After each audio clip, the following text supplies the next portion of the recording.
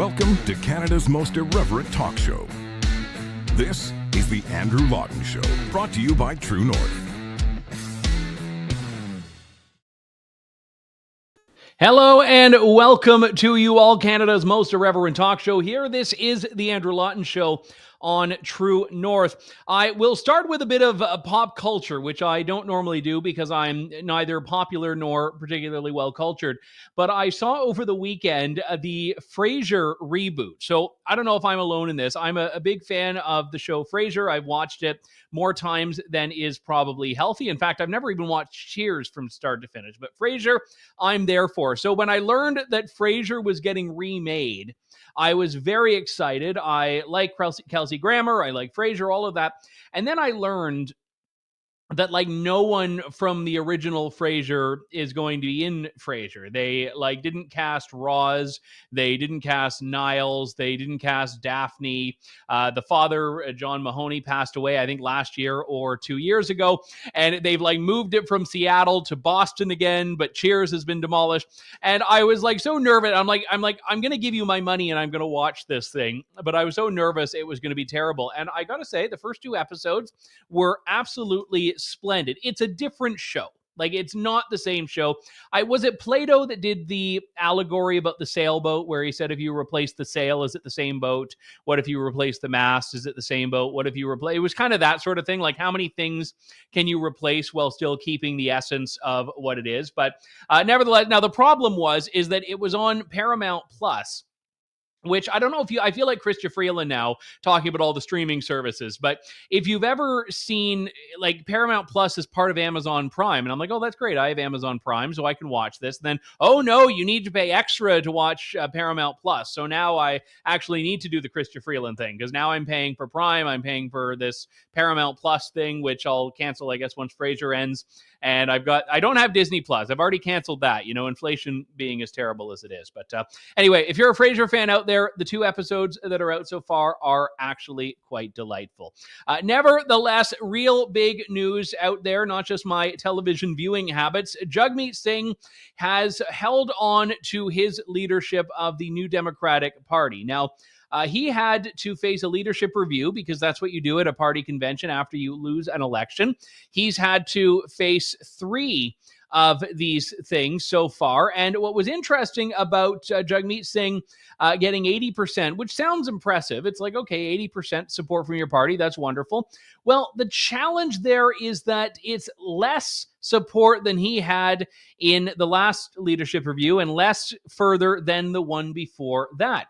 Here was what he said upon claiming victory after the results. His confidence in you has gone down about 20 points since 2018. What's not resonating with delegates? I want to say I feel really inspired and encouraged by receiving a strong mandate. I don't take anything for granted. I never have my whole life. And to receive a strong mandate to continue on gives me inspiration to continue to do the work that we're doing. I think there's also a clear message, though, and I take this message to heart. New Democrats always want more.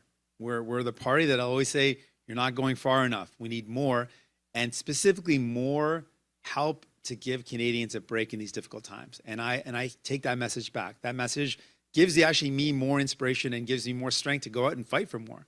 We've got an opportunity now. We're in a position of a minority government, and we are being asked very clearly by membership to go out and fight to fix the problems that people are dealing with. I think it's clear that people are dealing with many challenges. We've got a cost of living crisis. We've got groceries that are high. We've got a lot of challenges, and the Liberals are not solving these problems. And the Conservatives can't be trusted because they are not who they pretend they are. They are not going to actually fix these problems. So New Democrats are turning to us and saying, hey, we need you to do more. And I take that. I'm inspired by that. I'm going to get out and work even harder. But how can you sell that message to the country when support for your own message is dwindling amongst the ranks here? I would say I've got a strong mandate, and New Democrats are saying get out and work harder. I'm going to get out and work harder. So he's got a strong mandate, and look, 80% support is not nothing. It's most conservative leaders fail to get that in leadership reviews. I'm thinking of John Tory, for example, back in Ontario in 2007. But I also want to make a point of noting here that Jagmeet Singh has not hysterically been, whoa, there's a Freudian slip. I was going to say historically, not hysterically. Well, maybe it is hysterical. Who knows? He's not historically been the best judge of how well he's done. You may recall this moment from the 2019 election in which the NDP went from actually having a pretty solid spot in the House of Commons and just plummeted down to fourth party status. But you'd think Jagmeet Singh had won the election.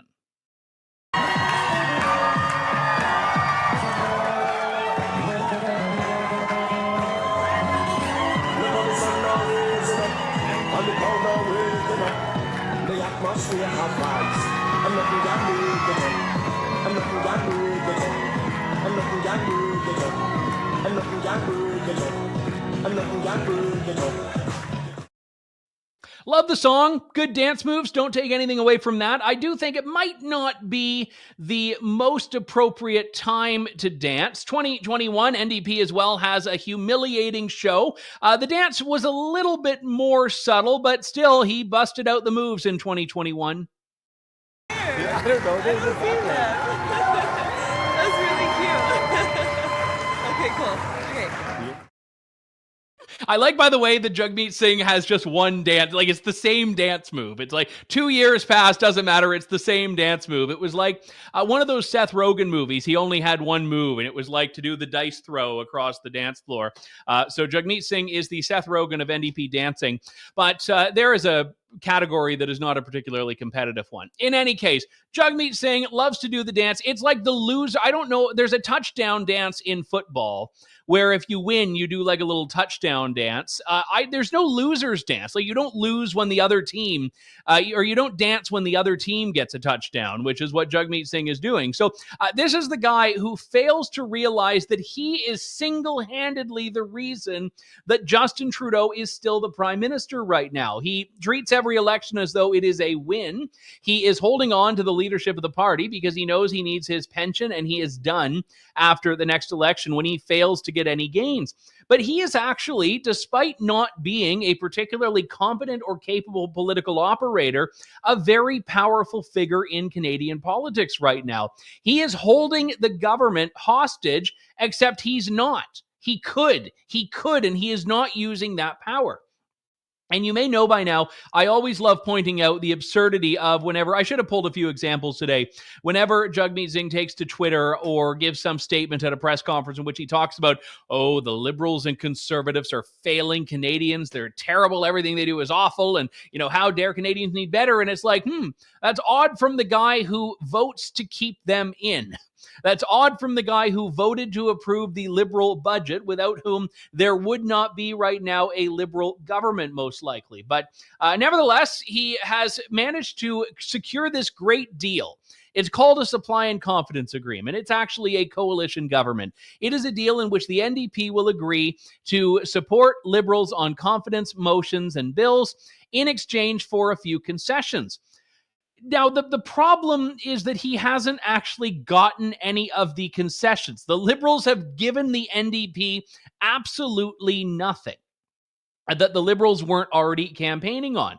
You may look and say, well, hang on, I think Canada is already a socialist hellscape. Maybe this is the Jagmeet Singh's fault. No, Justin Trudeau was already going to make Canada a socialist hellscape on his own. He didn't need the NDP to do that. But the NDP believes he should go even further to the left than he is. We have not yet seen, however, national pharmacare. We've not yet seen national dental care. I mean, these were things the Liberals promised, but they're like the bread and butter for the NDP, and they don't exist. Now, I'm not complaining about that. I'm not saying that Canadians deserve or want or can afford these things. I'm saying that if you're Jagmeet Singh and you've been keeping this government alive for several years now, and you don't have anything to show for it, what on earth are you doing? Like, trade your Rolex or something. Do something to give yourself a shred of wiggle room here in political capital, because you're squandering everything that you have right now. So the reason I bring this up is as a lengthy preamble to what NDP members also voted for. They may have voted to keep Jagmeet Singh at the helm of the party, but they also passed a resolution calling on the NDP to withhold its support from the Liberals if the Liberals don't deliver on pharmacare. The Liberals promised this in 2015. This has been a pillar of their existence as a party, but they've never really made any moves on it. For the NDP, this is what they want. It's socialized everything. The NDP would love nothing more than to take all of the inefficiencies and bureaucracies and inequalities of the healthcare system now and expand that in to pharmacare. Like, they would love to make everything in Canada as inefficient as the healthcare system goes. But they've not managed to do that. So Jagmeet Singh could very easily have said to the Liberals, listen, we're not going to vote for your budget unless you do this. But he's not. He's not actually done that because he is a weak political leader. And it's odd that the NDP membership have not seemed to realize this in as large numbers as you would expect them to, that they are still believing he is their champion. Now, obviously, we've seen in the last week a bit of a schism among the organized left on Israel issues. Jagmeet Singh did like the bare minimum. He came out with the condemnation of Hamas, and then, of course, the anti-Semitic wing of the NDP. No, it's not the whole party. It's a wing. Comes out and says, we're ashamed of you and embarrassed by you. They got crashed by a bunch of union representatives who wanted to call out Israeli apartheid, war crimes, or whatever. They kind of just, it's like Mad Libs. They just sub in the same words over and over again in different configurations. But the NDP, to its credit, held firm in the leadership of it anyway, that Israel is not the bad guy here. So the whole point of this is that Jagmeet Singh has delivered absolutely nothing. And I have no interest in voting for the NDP or running for the NDP. I mean, I think generally speaking, we have a two-party system and we pretend it is not that. But I will say the NDP could be a powerful force. And here's the thing, is that we can talk about majority governments versus minority governments, but in most of Canada's history, governments have been comprised of parties that have won a majority of the seats and have had essentially an unchecked power over what they do.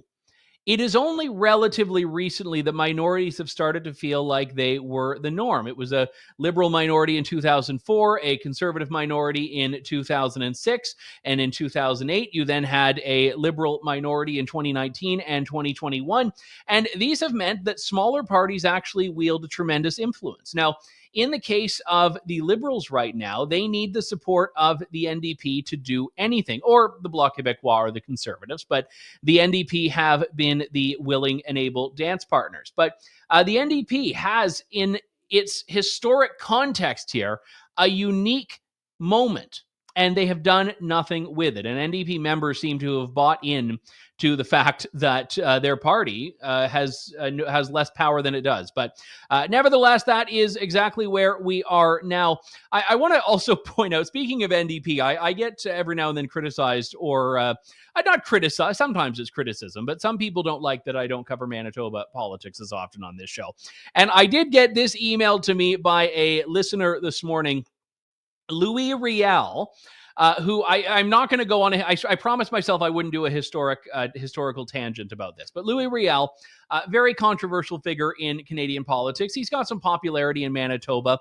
But generally speaking, in Ontario and in English Canada, he's seen as a traitor. He was sentenced to death for high treason, but he was an influential figure in Manitoba and Western Canadian politics. Now, he never was the premier of Manitoba because Manitoba ceased to be a province when Louis Riel was waging his rebellions in Manitoba. But the thing that's interesting is Wab Kinew, who is the premier designate of the province, has said that he is going to honorarily recognize Louis Riel as the first premier of Manitoba.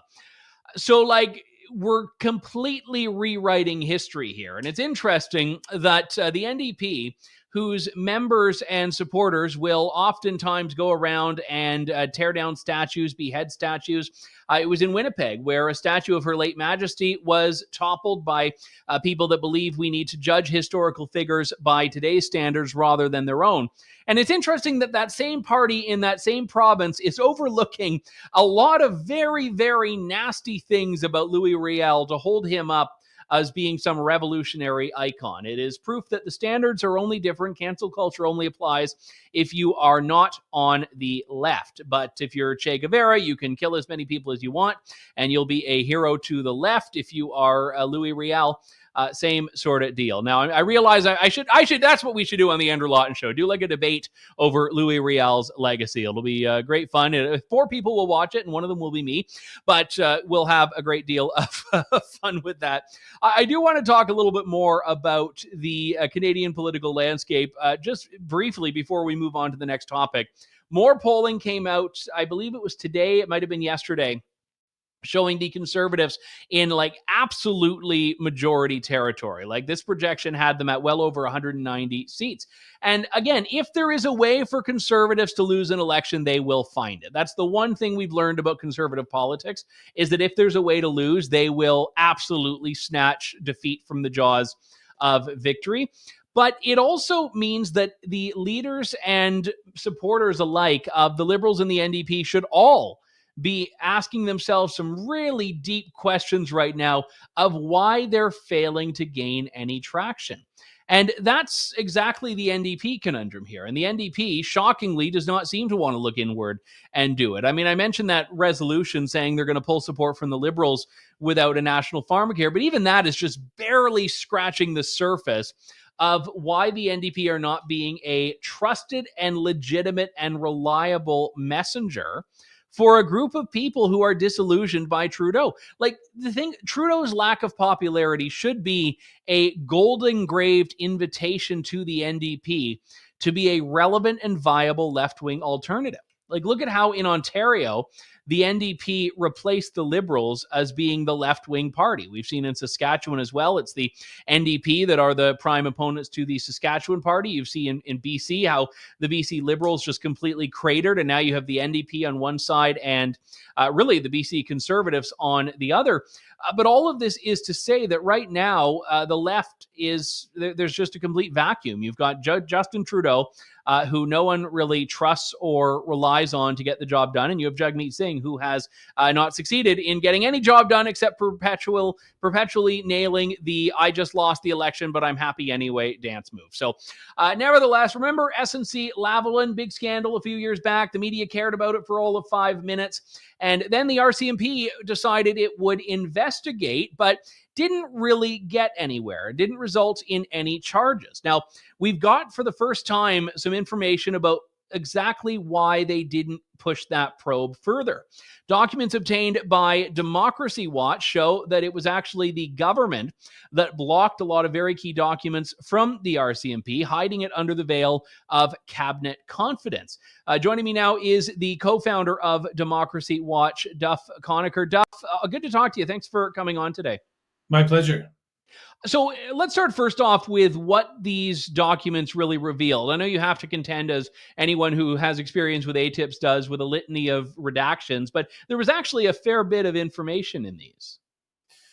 Yes, and what the documents reveal is, from my opinion, the RCMP rolled over like a lapdog, did a very superficial investigation, only interviewed 3 people, relied a lot on the ethics commissioner's report that found Trudeau guilty of violating the federal ethics law.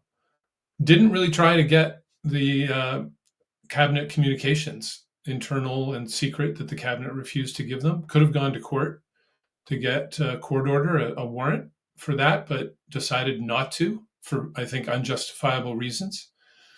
And then there was a 2-year delay by the top officers after they received the initial assessment report, which really was an investigation. The RCMP just didn't want to call this an investigation publicly, but it was an investigation. And they should have announced that they were investigating way back in 2020. And the top officers essentially didn't make a decision on that assessment report for almost 2 years. and then rolled over and let everyone off without even allowing an open court to make that decision. Instead, made it behind closed doors, very secret and unjustifiable. You touch on a number of important aspects of this. The one, I think, is just the lack of curiosity. I mean, I would hope that if the RCMP were investigating a murder or a fraud of some kind, and they run up against a bit of a roadblock, someone doesn't want to hand over information, they wouldn't just say, oh, okay, well, thanks anyway, we tried, and move on. But that's really what they did here. I mean, they had tools available. It wasn't just that they were up against this impenetrable force, it's that they didn't even really try. From start to finish, there's lots of questions about this, especially when you compare it to, for example, the RCMP's investigation of Jason Kenney's leadership race and allegations about wrongdoing in that in Alberta. They announced that it was an investigation. They've been given regular updates.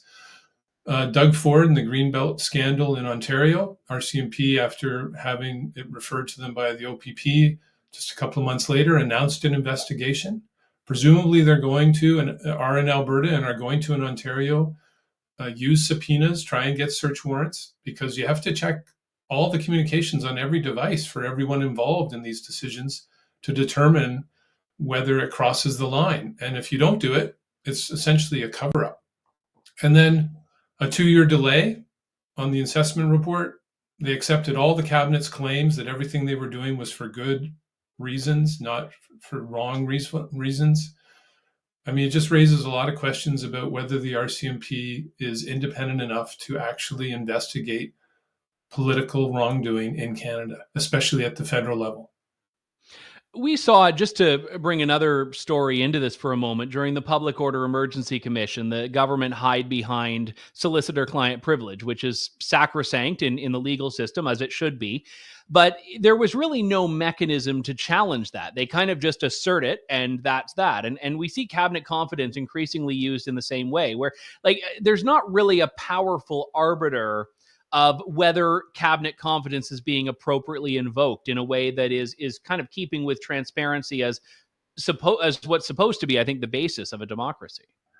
It's the most abused loophole in the so-called freedom of information laws across the country. They really should be called the Guide to Hiding Information from the Public that the Public Has a Right to Know Acts, because that's what they are. And we're still chasing after the documents. More than half of the documents that the RCMP determined are covered by our request by Democracy Watch, more than 4,000 pages, more than half of them have not been disclosed because they are reviewing whether they are cabinet confidences. And if they then send us a bunch of redacted documents claiming cabinet confidence, then we plan to go to court to challenge that, because I doubt that most of them are, actually. And the Supreme Court is reviewing this issue right now and reviewing the scope of that in a case that came out of Ontario and requests the Ontario government. And hopefully they will narrow the scope of that, because most of the things that are claimed as cabinet confidence really are not. And advice to cabinet, another very much abused loophole in our so-called freedom of information laws across the country. You've got the cabinet confidence loophole, and then you also have the RCMP, which has historically been, I think, one of the worst institutions in Canada for its own access to information obligations. And I'm wondering, kind of in your sense, that you had access to these documents, yes, but if this is what was unredacted, I always have to wonder, well, what's in the redacted stuff? Yes, and as you had mentioned before, a lot of the documents, really only 7 documents, had not been disclosed before out of the 19 they disclosed to us. And again, we filed this request in July 2022. They responded in May saying there's only 96 pages, 86 of them have to be redacted because the investigation is still ongoing. Turns out, actually, the investigation had ended in January 2023, 4.5 months before. So it was just a false claim. And also, there weren't just 96 pages. We received a letter in July saying, actually, there's more than 4,000 pages, and now we're reviewing them. Now we have 1,815 of those more than 4,000. The rest still being withheld to be reviewed for cabinet confidence. Just to remind people, documents are supposed to be disclosed within 30 days, and you can get it up to 60-day extension if you have a lot of documents to review. we filed this request in July 2022. We're now in October 2023 and still waiting for more than half the documents. And again, under this blanket loophole for cabinet confidence, when most of them probably are not cabinet confidences. The other ones that were withheld and what they have disclosed cited the solicitor-client privilege loophole that you've cited before. And this is not the way these things should be done. There should have been a special prosecutor selected by all the party leaders, not by the ruling party attorney general. So you get someone independent overseeing these investigations with a commitment to issue a public report at the end explaining, if no one's prosecuted, why they were not prosecuted. And the RCMP just refuses to do things that way, even though in several provinces, special prosecutors have been appointed in these kind of situations in the past. So just to put a fine point on that, you think there needs to be basically a public inquiry into, I mean, not the disclosure aspect, but the core actions that are at the core of this disclosure of, why the RCMP seemed to so easily abandon, one might even say cover up this abandonment of its investigation into the government. Yes, needs to be a public inquiry. Also, going forward, we need a dedicated anti-corruption police force that is far more independent from the federal cabinet or any provincial cabinet than the RCMP is. Quebec has one, came out of their construction scandal, corruption in the construction industry scandal. And the other provinces need it, and so does the federal level. And the head of that police force and everyone's staff there have to be appointed not by the ruling party, but by all party leaders. And in this case, we need a special inquiry, public inquiry with an inquiry commissioner selected by all party leaders in the same way that the inquiry commissioner has been for the inquiry into foreign interference in our politics. That's how these appointments have to be made. If someone hands you a job, then you owe them. And the ruling party hands out the jobs for all the key watchdog positions at the federal level in several provinces. Only a few provinces is it an all-party committee that makes these appointments. And that's the way it has to be done to have independent and effective enforcement of key democratic good government laws. Duff Conacher, co-founder of Democracy Watch. Thanks for coming on and for your work on this stuff. Thank you. I'll keep you updated as we continue to chase after those other more than 2,000 pages. Please do. And it might be a couple of years before the next release comes, but we'll have you back on then. Thanks very much. And I should just tell people on the access to information side of things, it's insane. I mean, Duff knows this very well because he's filed many of these things. But if you've never had to do this yourself, there can be years. Like Lindsay Shepard, my colleague at True North, if I might be getting the dates wrong, but I believe she filed an access to information request and they gave her like an estimated return time of like 5 years in the future. So she set a calendar invite for, 2057. And, when, 3, 5, 7 governments from now, they finally get around to it, maybe she'll get the documents that no longer matter. I had, it actually showed up to my door 2 days ago. It was a week ago, an access to information request that I filed 3 years ago that I had forgotten about. And even then it was mostly incomplete and I couldn't really do much with it. But this is the reality of it. You have a system, and then COVID they use as an excuse to not actually fulfill any of these things. They'd say, oh, well, we've all been working remotely and we need to get into the office to access the server that is required for it. And, I had people I filed ATIPs because the law was not suspended. The access to information laws were still there. I'd file ATIPs in, April of 2020. And then I'd get an email, 2 weeks ago, 4 weeks ago saying, oh, yeah, we just got back into the office. Oh, great. Have you finished my request yet? No. I just wanted to see if you still wanted us to start looking into it. You think I'm joking, but this is not actually a joke at all. It's years and years and years. So it's actually no longer a useful tool for journalists because you spend all your time arguing with the government about whether you'll ever even get the documents and no time with the opportunity to review and let alone publish something of the documents. So access to information is severely, severely broken and desperately needs to be reformed. Thank you for coming to my TED Talk. Bit of good news on the court side of things, which we don't often have. The Supreme Court of Canada on Friday issued a decision on Bill C-69, which is often referred to by its critics in Alberta and elsewhere as the No More Pipelines law. They found it to be largely unconstitutional. They said the government's expanded review process for infrastructure projects, including pipelines, was intruding outside of federal jurisdiction. This is exactly what the government of Alberta has been saying, and the government of Alberta had a bit of a victory lap on this that it decided to take. And do we have I don't see it on the clip list. I think we might have had a clip of Danielle Smith, though. Now today, Minister of Environment and Climate Change Stephen Guilbeault and Minister of Energy and Natural Resources Jonathan Wilkinson responded to this historic decision, upholding the rights of provinces to develop their resources. They tried to position this as a win. It is not. They confirmed their plans to bring legislation back to Parliament to amend it. Clearly, they simply aren't listening. Guilbeault does not seem to acknowledge how badly he lost. And Wilkinson, I heard him say that he hopes that this is the last time that we end up going to court. Well, there's one way to assure that. They need to drop their clean electricity regulations and they need to drop their emissions cap. Yeah, it was a bit of a weird thing. Actually, to be honest, Stephen Guilbeault was doing the Jagmeet Singh dance thing. He was like, he loses, but he's like somehow trumpeting it as a big victory.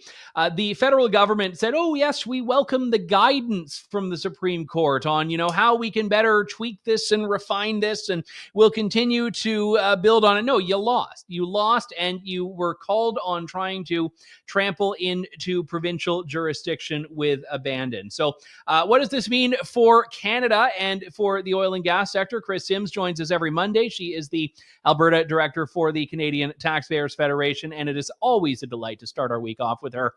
Kris, this was a rare win from the Supreme Court. We don't get many of those. No, and we absolutely need to pause and celebrate it, Andrew, for exactly this reason. Well, number one, it's just a win, so it's really good to see. Number two, it's a huge win, not just for people who work in our natural resources industries, but it's also a big win for taxpayers. So we did the math a few years back, and we figured out that because Canada does not have its full pipeline capacity up and running, we've lost out on roughly $13 billion in taxes just over the past 10 years. And Andrew, that's just in federal income taxes of people who would otherwise have been working in the industry. That's not even touching like municipal property taxes or any other sort of revenue that the government would get from such projects. And when you try to think of what that kind of money would do, 13 billion, roughly speaking, would pay the salaries of about 60,000 police officers and about 60,000 nurses combined. So we're talking big money here for taxpayers. But more importantly, I think what you highlighted there was really important. That statement from Guilbeault, the guy's just not taking no for an answer. And so there was language in there that is a little bit concerning, where he says we're going to quickly bring this back to the House of Commons and improve the legislation. So there seems to be this zealous attachment to this sort of, no, you can't do that within your own provincial jurisdiction, coming from the federal government, coming from the Trudeau government. So while we think Premier Smith is right in celebrating this is definitely a huge win for provincial jurisdiction, we still need to keep an eye on these folks because they don't seem to be taking this no as a no. Yeah, I want to read one line from this that jumps out here. We are heartened that the Supreme Court of Canada affirmed our role on these core principles. This is of respecting the environment, Indigenous rights, and ensuring projects get assessed in a timely way. We will now take this back and work quickly to improve the legislation through Parliament. When the Supreme Court tells you that it is unconstitutional, and all it was there were some parts that were upheld as constitutional, but the core aspect that was at issue was found unconstitutional. They weren't saying, well, if you just did this, you would be fine, because the court took issue with the core purpose of this. That was the thing. It's not just, well, if you left out that paragraph, it would have been fine. They said, no, you don't have a right to do this. But that's the part that the federal government has missed here. And I don't know how they're going to get around that, but I fear that the lawyers working around the clock on the federal government's dime will find a way. Yes, exactly. So that's a concern as well. And then going forward, if you just read the way the Supreme Court explained it, it just sounds like a straight up win for things like what Premier Smith was referencing there, the so-called clean electricity caps that they're trying to impose on Albertans here, but also things like so-called just transition. So just transition is basically an idea coming from the federal government that they are going to transition Canadians away from our core natural resources and to something else. And the transition part is for the workers and the employees within things like energy, trucking, construction, all of the stuff that keeps us warm and builds our things and makes this whole country function. That would have cost hundreds of billions of dollars just in the salaries alone. And so we were, at least I am, reading the Supreme Court decision saying, oh, well, maybe this is a good indicator that the federal government needs to stay in its lane. But their reaction to it sounds like they won this case. So it's still probably a big uphill fight. One thing that I think is important to note here as well is that we've effectively given provinces a veto on this. If a province like British Columbia, where you used to live, says, you know what, screw this, we don't want pipelines here. If Quebec does that, we basically give them the right to do that. And it's actually quite astonishing that the federal government has tried to make a regime in which provinces that want this don't actually get the same level of control and autonomy over it. Because when Alberta's saying, yep, build it, we want it, yes, the federal government's like, well, now listen here, I don't know, and that's really what's happened here. So they've given the right to the naysayers to have complete carte blanche on these projects, but they've not given the analogous right to those who want pipelines. It's almost like the federal government has an agenda and they're picking winners and losers in this. What was really good about this fight is that it wasn't just the province of Alberta. It wasn't just the Canadian Taxpayers Federation. We were actually an official intervener saying, yes, Bill C-69 is bad for Canada.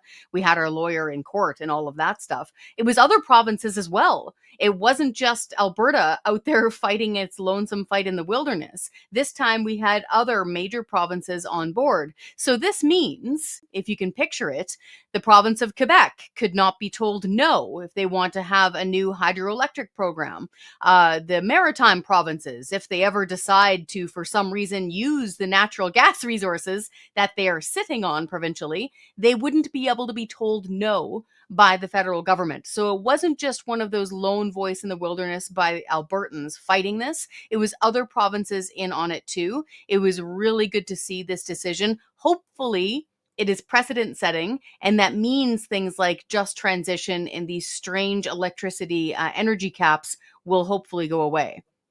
Yeah, and I think that's the important part. In the common law system, we want to really hold to that precedent here, because right now there is a federalism question at play. And I mean, when we saw the carbon tax come up before the Supreme Court, which did not go the way you and I wanted it to go. No. It wasn't really, does the federal government have a right to impose a carbon tax? It was, does the federal government have a right to manage this, or does the provincial government have a right to manage this? And the case was really about finding where we put the carbon tax in that federalism divide. Whereas on this issue, I think the government pretty clearly said, we believe this is a federal responsibility. And the court said, well, no. That's encroachment. That's mission creep. So I think in that sense, it will be helpful. And I mean, obviously, the government's going to try to navigate around it. I mean, my concern is that they're going to really grasp at straws here, because one area where the federal government does have a right to act is in criminal laws. And that's basically what they're doing with, to shoehorn in some other environmental regulations,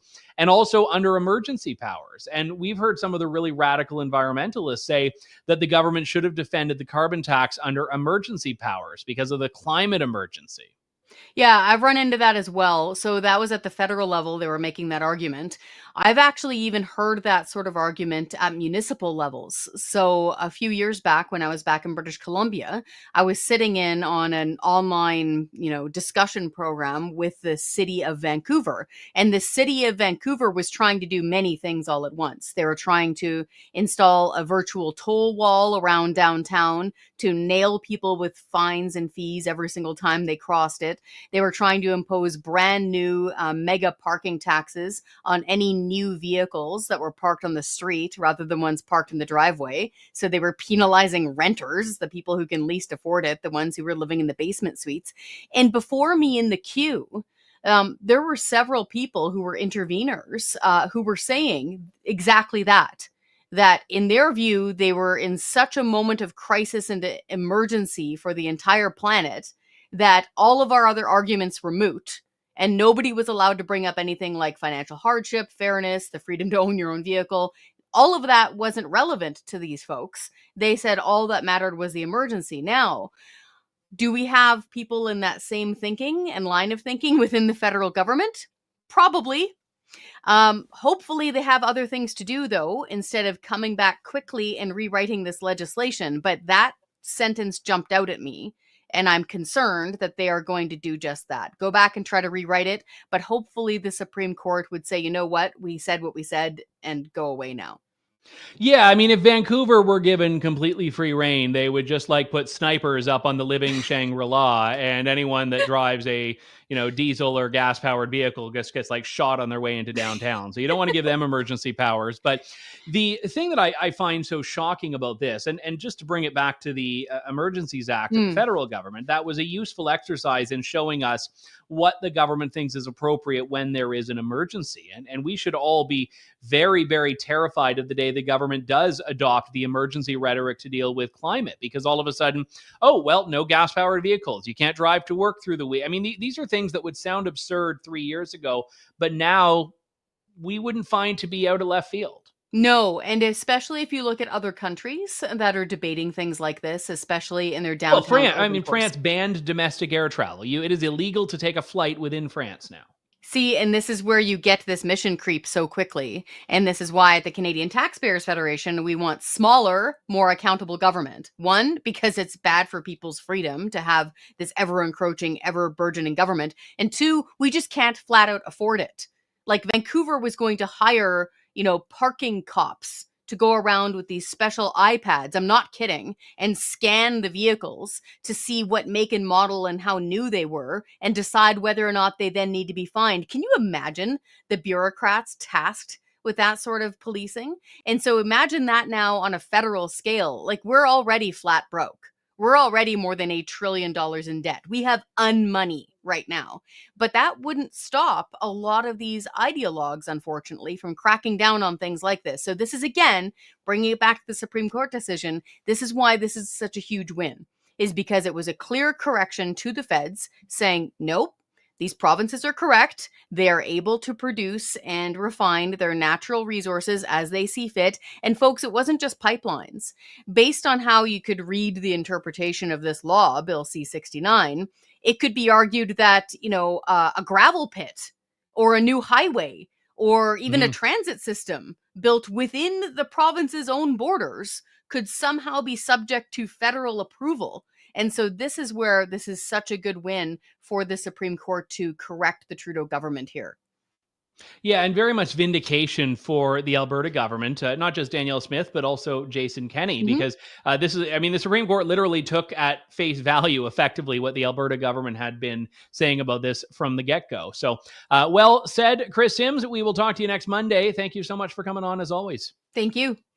All right, thank you. And speaking of Danielle Smith, the Premier of Alberta, she will be at True North Nation this Saturday, which is, it's on Saturday, and it's in Calgary. I would hope you will be able to come out to that. I know a number of you have already bought tickets. I don't have the latest number, but I think over the weekend we only had 20 some odd tickets left. So if you want to go and haven't gotten your ticket yet, you can do so at truenorthevents.ca. truenorthevents.ca. And also, Candace Malcolm will be there. I know she's been on maternity leave, so we haven't seen a huge amount of her on True North lately, but she is going to be making a very, very popular and desired appearance. I am looking forward to being on stage with her, and I know you will all enjoy what she has to say as well. I don't know what she has to say, but I know you'll enjoy it. So that's going to be coming up on Saturday. TrueNorthEvents.ca is where all the details are, and if it goes really well, we might just do another one. We'll do it like live from from somewhere else anyway. I don't know where the next one will be. Yellowknife? Maybe in the summer. We'll talk to you all tomorrow at 1 o'clock Eastern, 11 a.m. Mountain. This is Canada's most irreverent talk show. Thank you, God bless, and good day to you all. Thanks for listening to The Andrew Lawton Show. Support the program by donating to True North at www.tnc.news.